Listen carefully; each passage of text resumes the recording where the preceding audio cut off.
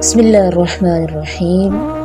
سیرت النبی صلی اللہ علیہ وآلہ وسلم کے چیپٹر نمبر 15 کے ساتھ ایک بار پھر ہم آپ کی خدمت میں حاضر ہیں، اور حسب معمول میں سب سے پہلے چیپٹر نمبر 14 سے کچھ سوالات آپ کے سامنے رکھوں گی۔ میرا پہلا سوال ہے کہ مکہ کی وادی تو پہاڑوں سے گھری ہوئی ہے، لیکن نبی علیہ السلام نے عبادت اور ریاضت کے لیے غار حرا کا انتخاب کیوں کیا؟ اس میں کیا حکمتیں تھیں؟ میرا دوسرا سوال ہے کہ جب نبی علیہ السلام پر پہلی دفعہ وحی نازل ہوئی تو وہ کون سی سورت ہے جس کی آیات لکھی ہوئی تھیں، اور کتنی آیات تھیں؟ کس سورت کی کتنی آیات تھیں؟ اور میرا تیسرا سوال ہے کہ پہلی دفعہ جب حضرت جبرائیل امین آئے تھے وحی لے کر، تو وہ کس صورت میں آئے تھے؟ کیا وہ اپنی اصلی حالت میں تھے یا وہ کسی انسانی شکل میں آئے تھے؟ یہ 3 سوالات ہیں، ان کے آپ نے جواب دینے ہیں۔ اب ہم اپنے نیکسٹ چیپٹر کا آغاز کرتی ہیں۔ نبی علیہ السلام پر جب پہلی دفعہ وحی نازل ہوئی تھی تو اس کی صورت یہ تھی کہ حضرت جبرائیل علیہ السلام ایک انسانی شکل میں آئے تھے، اور ان کے پاس سورہ علق کی پہلی 5 آیات وہ ایک ریشمی کپڑے پر لکھی ہوئی تھیں، اور چونکہ نبی علیہ السلام نے اس سے پہلے حضرت جبرائیل امین کو دیکھا نہیں تھا، کیونکہ اس سے پہلے آپ پر وحی اتری ہی نہیں تھی، اس لیے وحی اترنے کے بعد، یہ پہلی وحی اترنے کے بعد اللہ تبارک و تعالی نے حضرت جبرائیل علیہ السلام نبی علیہ السلام کو ان کی اصلی صورت میں دکھا دیے۔ ٹھیک ہے، نبی علیہ السلام نے حضرت جبرائیل امین کو اپنی اصلی صورت میں بھی دیکھا، اور آپ کو معلوم ہے یہ شرف بھی صرف آمنہ کے لال محمد صلی اللہ علیہ وآلہ وسلم کو ہی ملا۔ اس کی وجہ کیا تھی؟ دیکھیں، نبی علیہ السلام سے پہلے جتنے بھی انبیاء آئے، ایک تو وہ تسلسل کے ساتھ آتے رہے، مسلسل آتے رہے، تو ایک کے بعد جب دوسرا نبی آتا تو آنے والا نبی اپنے سے پہلے نبی کی تصدیق کر دیتا تھا۔ اب چونکہ نبی علیہ السلام حضرت محمد صلی اللہ علیہ وسلم وہ آخری نبی ہیں، خاتم النبیین ہیں، آپ کے بعد کوئی نبی آئے گا نہیں، اور عیسیٰ علیہ السلام جب اتریں گے تو وہ قیامت کے قریب کا زمانہ ہوگا، اور عیسیٰ علیہ السلام کے بعد آپ دیکھیں درمیان میں تو ہزاروں سال کا وقفہ ہے نا، اس دوران کوئی نبی بھی نہیں آیا تھا، تو اس لیے اللہ تبارک و تعالی نے حضرت جبرائیل امین اپنی اصلی صورت میں نبی علیہ السلام کو دکھا دی، اور اللہ تعالیٰ نے سند عطا کر دی۔ ہم جب علماء اکرام سے علم حاصل کرتے ہیں تو اس کو سند کہتے ہیں، اور اس سند کا اتصال دیکھا جاتا ہے کہ کس کس سے پڑھا گیا ہے۔ تو قرآن کی سند دیکھیے، قرآن اتارنے والے خود اللہ تبارک و تعالی ہیں، لانے والے حضرت جبرائیل امین ہیں، اور جس پر اتارا گیا وہ نبی علیہ السلام ہیں، اور سورۃ النجم میں اللہ تبارک و تعالی نے حضرت جبرائیل امین کی صفات اور آپ کے ساتھ ان کی جو اصلی صورت میں ملاقات ہوئی تھی اس کا احوال بھی بتا دیا۔ سورہ نجم کون سی آیات ہیں؟ علمہ شدید القویٰ، نبی کے معلم جبرائیل امین ہیں، ذو مرۃ فاستویٰ، اور جبرائیل امین یہ فرشتہ یہ اتنی قوت والا، اتنی طاقت والا ہے کہ اس کے بارے میں ہم تصور بھی نہیں کر سکتے، جس کو اللہ نے حکم دیا تھا کہ لوط علیہ السلام کی بستیوں کو اٹھا کر آسمان تک لے جائیں اور پھر ان کو واپس زمین پر پٹخ دیں۔ ذو مرۃ فاستویٰ وہو بالافق الاعلیٰ، یہ فرشتہ نبی علیہ السلام کو زمین پر دکھایا گیا۔ ثم دنا فتدلی فکان قاب قوسین او ادنی فاوحی الی عبدہ ما اوحی ما کذب الفؤاد ما رأى افتمارونہ علی ما یری ولقد رآہ نزلۃ اخری عند سدرۃ المنتہی۔ تو اللہ تبارک و تعالیٰ کہتے ہیں کہ پھر جبرائیل امین کو ان کی اصلی صورت پہ نبی علیہ السلام نے سدرۃ المنتہی کے پاس بھی دیکھا، یعنی آسمانوں میں بھی دکھایا گیا اور کہاں دکھایا گیا؟ سدرۃ المنتہا کے پاس، عندہا جنت المأوا، جس کے پاس جنت المأوا ہے، ٹھیک ہے۔ تو یہ دکھانا کیوں تھا؟ تاکہ نبی علیہ السلام کا اتصال سند ہو جائے، یہ اتصال سند ہو جائے کہ ہمارے مدنی آقا صلی اللہ علیہ وسلم نے جبرائیل امین سے پڑھا، اور جبرائیل امین نے کس سے پڑھا؟ اللہ تبارک و تعالی سے۔ اور حضرت جبرائیل امین کو دکھانے کی ایک وجہ یہ بھی تھی کہ کل کوئی یہ نہ کہہ سکے کہ پتہ نہیں کون آیا تھا آپ کے پاس اور آپ کو پڑھا کر چلا گیا۔ ضروری تو نہیں کہ وہ جبرائیل ہے، ہو سکتا ہے کوئی جن ہو۔ بھئی جو دشمن ہوتے ہیں وہ تو اسی طرح کی باتیں کرتے ہیں نا، ان کو تو موقع چاہیے ہوتا ہے۔ تو دشمنان اسلام کو بھی موقع چاہیے ہوتا ہے کہ وہ اسلام کے خلاف اور قرآن کے خلاف پروپیگنڈا کر سکیں۔ تو اللہ تبارک و تعالیٰ نے حضرت جبرائیل امین کو نبی علیہ السلام کو اصلی صورت میں دکھا کر نا کسی کا کوئی شبہ باقی نہیں چھوڑا۔ اور اگر جنات کی بات کی جائے تو دیکھیں جنات جو ہیں وہ اس قسم کا پاکیزہ کلام نہیں لاتے۔ جنات تو شیاطین ہوتے ہیں نا، وہ تو گمراہی کی باتیں لے کر آتے ہیں۔ اور جنات اس دور میں جب کہ وحی کا سلسلہ شروع ہوا تھا خود پریشانی میں مبتلا ہو گئے تھے۔ نبی علیہ السلام کی بعثت مبارک کے ساتھ ہی آسمان دنیا پر ان کے لیے پہرے بٹھا دیے گئے تھے، ان کا تو اپنا نظام درم برم ہو کر رہ گیا تھا۔ تاریخ کے حوالے سے میں آپ کو ایک بات بتاؤں کہ ایک عورت تھی، اس پر ایک جن عاشق تھا اور اس کے پاس آتا، اور ایک دن وہ آیا اور اس کے گھر پہ کوئی درخت تھا، پرندے کی شکل میں وہ آیا اور اس درخت پر بیٹھ گیا۔ عورت نے پہچان لیا کہ یہ تو وہی جن ہے جو کبھی کس صورت میں آتا ہے میرے پاس، کبھی کس صورت میں، اب یہ پرندے کی صورت میں آیا۔ تو اس نے کہا وہاں کیوں بیٹھے ہو، یہاں ہمارے پاس اترو۔ تو اس پرندے نے کہا جو اصل میں جن تھا کہ تمہیں پتہ ہے کہ ایک نبی پیدا ہو چکا ہے، اور تمہیں پتہ ہے کہ آج ہم جنات کے قبیلوں پر کیا گزر رہی ہے، اور تمہیں یہ بھی پتہ ہے کہ اس نبی کی شریعت میں زنا بھی حرام ہے۔ جنات تو اس وقت خود مشکل میں آئے ہوئے تھے، وہ تو خود ان کی ٹولیاں ادھر ادھر گھوم کے یہ بات تلاش کر رہی تھیں کہ دیکھیں یہ آسمان دنیا پر ہم پر پہرے کیوں بٹھا دیے گئے ہیں، ہمارا نظام کیوں درم برم کر دیا گیا۔ تو نبی علیہ السلام اس پہلی وحی کے بعد چونکہ اللہ کے کلام کا اثر تھا اور نوری رسول کا اتصال ہوا تھا بشری رسول کے ساتھ، تو طبیعت پر ایک اثر تھا، آپ کانپتے ہیں، گھبراہتے ہیں، خوف زدہ ہیں اور گھر تشریف لاتے ہیں۔ اور حضرت خدیجہ رضی اللہ تعالیٰ عنہا سے فرماتے ہیں زملونی، مجھ پر کپڑا ڈال دو۔ حضرت خدیجہ رضی اللہ تعالیٰ عنہا دیکھتی ہیں کہ نبی علیہ السلام کے چہرہ مبارک کا رنگ اڑا ہوا ہے، گھبراہٹ ہے۔ آپ نے پوچھا کہ کیا بات ہے؟ تو نبی علیہ السلام نے کہا میں نے ایسے ایسے دیکھا۔ تو حضرت خدیجہ رضی اللہ تعالیٰ نے بڑی ڈھارس بندھائی اور بڑی تسلی دی، انہوں نے کہا واللہ، اللہ کی قسم، آپ صلی اللہ علیہ وسلم تو رشتہ داروں کے ساتھ مہربانی کرنے والے، مصیبت کے ماروں کی مدد کرنے والے، بیواؤں کے سر پر چادر ڈالنے والے، یتیموں کے سروں پر ہاتھ رکھنے والے، غریبوں مسکینوں کی مدد کرنے والے ہیں، آپ کیوں گھبرا رہے ہیں؟ آپ کو کبھی کچھ نہیں ہوگا۔ اور اس کے بعد حضرت خدیجہ رضی اللہ تعالی عنہا نبی علیہ السلام کو ورقہ ابن نوفل کے پاس لے گئیں، اور ورقہ ابن نوفل یہ انجیل کے عالم تھے،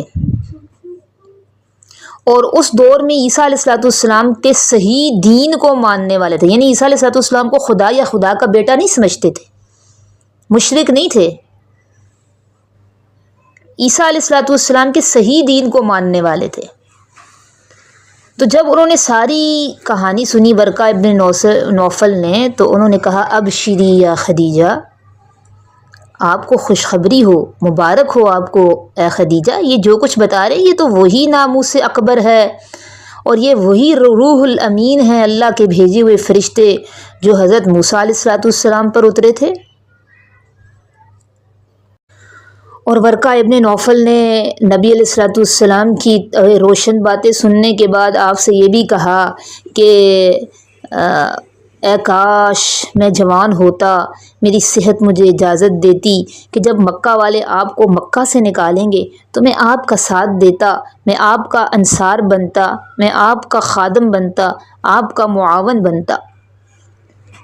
یہ سن کر نبی علیہ الصلوۃ والسلام نے جوش سے پوچھا، بخاری شریف کی حدیث ہے، آپ صلی اللہ علیہ وسلم نے فرمایا مکہ والے مجھے نکالیں گے؟ حالانکہ میرے کردار میں تو ایسی کوئی بات نہیں ہے، پھر یہ مجھے کیوں نکالیں گے؟ تو ورقہ ابن نوفل نے کہا آپ پریشان نہ ہوں، جتنے نبی گزرے ہیں ان سب کو قوموں نے نکالا ہے، ان سب نے ہجرت کی ہے، جس نے بھی اس طرح کی بات پیش کی ہے ان سب کے ساتھ ان کی قوموں نے برا سلوک کیا ہے، ان سب کو ہجرت کرنی پڑی ہے۔ اور حق کہنے والوں پر امتحان آتے ہیں، یہ کبھی نہیں ہو سکتا کہ حق بات کہی جا رہی ہے اور اس پر تکلیفیں نہ آئیں۔ ایک عالم کا قول ہے نا کہ یہ کبھی نہیں ہو سکتا کہ آپ حق کہیں اور لوگ آپ کو حلوہ کھلائیں۔ انبیاء علیہ السلام نے تو پتھر بھی کھائے ہیں۔ تو نبی علیہ السلام پھر ورقہ بن نوفل کے پاس سے واپس آئے اور یہ آپ صلی اللہ علیہ وسلم کی نبوت کی ابتدا تھی، لیکن اللہ تعالیٰ کی طرف سے ابھی یہ پیغام نہیں ملا تھا کہ اب آپ دین کی تبلیغ کریں، آگے اس کو پھیلائیں۔ تو اس کے بعد ایک روایت میں آتا ہے کہ نبی علیہ السلام ایک دن اپنے گھر میں لیٹے ہوئے تھے اور کپڑا مبارک اپنے اوپر ڈالا ہوا تھا۔ قرآن مجید میں دیکھیں 2 الفاظ آئے ہیں جو 29ویں پارے میں صورتیں ہیں، مدثر اور مزمل۔ تو یہ 2 الفاظ ہیں، مدثر اور دوسرا مزمل۔ تو مزمل کا بھی یہی مطلب ہے کسی کپڑے کا اپنے اوپر لپیٹ کر لیٹ جانا، اور مدثر کا بھی یہی مطلب ہے کہ کوئی بڑا سا کپڑا لے کر، کمبل لے کر آدمی اپنے آپ کو لپیٹ لے اور بیٹھ جائے، لیٹ جائے۔ تو مزمل اور مدثر اسی کو کہتے ہیں۔ تو نبی علیہ السلام لیتے ہوئے تھے، تو پھر اللہ کا قرآن نازل ہوا، جبرائیل علیہ السلام آئے اور کہا اے کپڑا لپیٹنے والے، یا ایھا المدثر۔ اور یہ بھی کتنا پیارا خطاب ہے، یہ بھی یہاں پہ بھی آپ دیکھیں نبی علیہ السلام کی عظمت۔ اللہ تعالیٰ نے اپنے محبوب کو جب خطاب کیا تو اسی کیفیت میں کر رہے ہیں جس کیفیت میں آپ اس وقت موجود ہیں۔ یا ایھا المدثر، اے کپڑے میں لپٹنے والے، اے میرے محبوب، اے کپڑے میں لپٹ کر لیٹنے والے، قم، آپ کھڑے ہو جائیں، فانذر، پس آپ ڈرائیں۔ تو دیکھیں یہ بھی محبوبیت کی ایک دلیل ہے کہ آدمی جب خطاب کرے تو اسی کیفیت کو بیان کرے جس کیفیت میں محبوب ہے۔ اور ایک ایسا ہی مزید واقعہ میں آپ کو سناتی ہوں، حضرت علی رضی اللہ تعالیٰ عنہ کے ساتھ بھی پیش آیا تھا۔ آپ جانتی ہیں حضرت علی رضی اللہ تعالیٰ عنہ کی کنیت کیا تھی؟ حضرت علی رضی اللہ تعالیٰ عنہ کے آپ کے بڑے بیٹے کا نام حسن تھا اور آپ کی کنیت ابو الحسن تھی، لیکن پھر ابو الحسن سے ابو تراب کیسے پڑی؟ اس کے پیچھے ایک واقعہ ہے۔ ایک دن سیدنا محمد صلی اللہ علیہ وسلم اپنی بیٹی حضرت فاطمہ رضی اللہ تعالیٰ عنہ کے گھر میں آئے اور ان سے حضرت علی رضی اللہ تعالیٰ عنہ کے بارے میں پوچھا، بھئی علی کہاں ہیں؟ تو حضرت فاطمہ رضی اللہ تعالیٰ نے فرمایا کہ کسی بات پر ناراض ہو کر گھر سے باہر چلے گئے۔ نبی علیہ السلام ڈھونڈ رہے ہیں علی کہاں ہیں، دیکھا تو حضرت علی مسجد میں لیٹے ہوئے ہیں اور اس انداز سے لیٹے ہوئے ہیں کہ آس پاس کی مٹی بھی ان کے اوپر لگی ہوئی ہے، اور ایک کچی اینٹ کو انہوں نے سرہانہ بنایا ہوا ہے، اور آپ کے جو بال مبارک ہیں مٹی سے اٹے ہوئے ہیں۔ تو نبی علیہ السلام نے جب ان کو اس طرح مٹی میں لیٹے ہوئے دیکھا اور مٹی ہر طرف لگی ہوئی ہے تو محبت سے ان کو اٹھایا، اے ابو تراب، اے مٹی کے باپ، اے ابو تراب اٹھو۔ تو یہ ایک محبوب کو بلانے کا انداز تھا، آپ نے ان کو انہی کی کیفیت میں خطاب کیا، ابو تراب۔ تو حضرت علی رضی اللہ تعالیٰ عنہ کو نبی علیہ السلام کا یہ خطاب اس قدر بھایا کہ انہوں نے کہا آج کے بعد میری کنیت ابو تراب ہے، اب میں آپ صلی اللہ علیہ وسلم کی دی ہوئی کنیت کو نہیں چھوڑ سکتا، آپ صلی اللہ علیہ وسلم کی محبت سے دی ہوئی اس کنیت کو نہیں چھوڑ سکتا۔ تو یہ کوئی معمولی بات نہیں ہوتی کہ اللہ بھی اپنے نبی کو محبت کے ساتھ اسی انداز سے مخاطب فرمائے جس کیفیت میں آپ اس وقت تھے۔ یا ایھا المدثر، اے کپڑے میں لپٹنے والے۔ اور ہمارے ہاں دیکھیں ایک بات یہ بھی سمجھ لیں کہ اس کا بعض لوگ غلط ترجمہ کرتے ہیں، کالی کملی میں لپٹنے والے، تو یہ انہوں نے ترجمے میں الفاظ کو بڑھا دیا ہے۔ یہ بڑی جرت اور گناہ والی بات ہے کہ یہ کالی کملی کا لفظ لوگوں نے کہاں سے لیا، کالا لفظ انہوں نے کہاں سے لیا۔ شاید لوگوں نے یہ سوچا کہ کعبۃ اللہ کا غلاف چونکہ کالا ہے تو ہم بھی کوئی کالی کملی تجویز کر لیں نبی علیہ الصلوۃ والسلام کے لیے۔ لیکن ایک بات یاد رکھیے کہ جو چیز قرآن اور حدیث بیان نہ کرے نا، اس کا آپ اپنی طرف سے اضافہ نہیں کر سکتی، یہ زیادتی ہوتی ہے، بڑا گناہ اور جرت کی بات ہوتی ہے۔ تفسیر کا معاملہ الگ ہوتا ہے، ترجمے میں آپ اپنی طرف سے اس طرح کے اضافے نہیں کر سکتی۔ اس لیے میرا بھی یہی ایک طریقہ ہے، ایک انداز ہے کہ جب میں لڑکیوں کو ترجمہ پڑھاتی ہوں تو لفظ بلفظ سکھاتی ہوں۔ لفظ بلفظ ترجمے کا یہ فائدہ ہوتا ہے کہ اس میں آپ اپنی طرف سے اضافہ نہیں کرتے، ٹھیک ہے۔ اور اسی طرح قرآن میں دیکھیں حضرت آدم علیہ السلام کے واقعے میں گندم کا درخت کھا لیا تھا آدم علیہ السلام نے، جس کی وجہ سے ان کو جنت سے نکال دیا گیا۔ اس طرح کے تذکرے کو لوگوں نے ترجمے میں بڑھا لیا ہے۔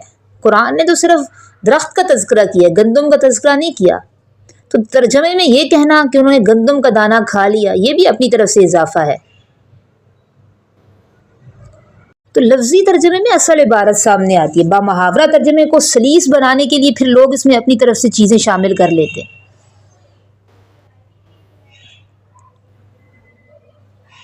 تفسیر میں کرنا اس کو الگ بات ہے، قرآن کے لفظی ترجمے میں آپ اس طرح کے اضافے نہیں کر سکتی اپنے طور پر۔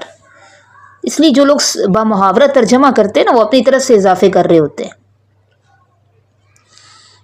تو جب نبی علیہ السلام کو یہ دوسری وحی آئی نا، یا ایھا المدثر قم فانذر،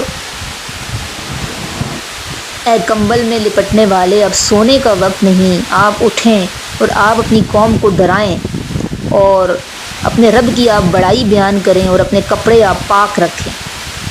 تو اس حکم کے بعد پھر نبی علیہ السلام نے دعوت و تبلیغ کا باقاعدہ آغاز کیا، اور کہاں سے کیا؟ اپنے گھر سے کیا۔ آپ صلی اللہ علیہ وسلم نے دعوت و تبلیغ کا آغاز اپنے گھر سے کیا۔